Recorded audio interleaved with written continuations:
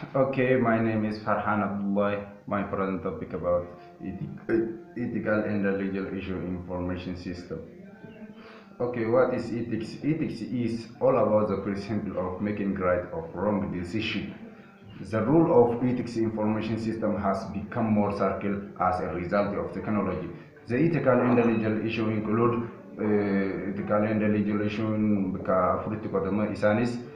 the first one is privacy, security, information raising, and digital ownership. What is the first one is privacy. What is privacy? Privacy in today's digitalized environment, information privacy related to personal data stored on computer system.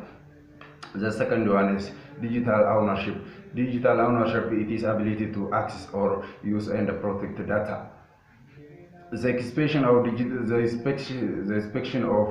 digital mediums has allowed information to flow more fairly than before, which make contact easily combined and pasted online.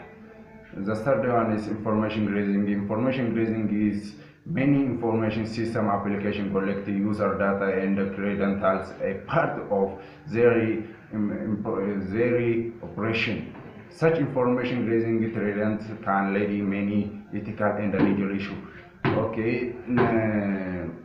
Khana fakkaata jechuun wanti namni nuti ibsine waa'ee ethical and legal issue irratti wal qabatee jechuudha. Amma mata waa'ee kanarra dhaabbanne sadii ibsine jechuudha. Amma sadeen privacy, digital ownership and information grazing idha jechuudha.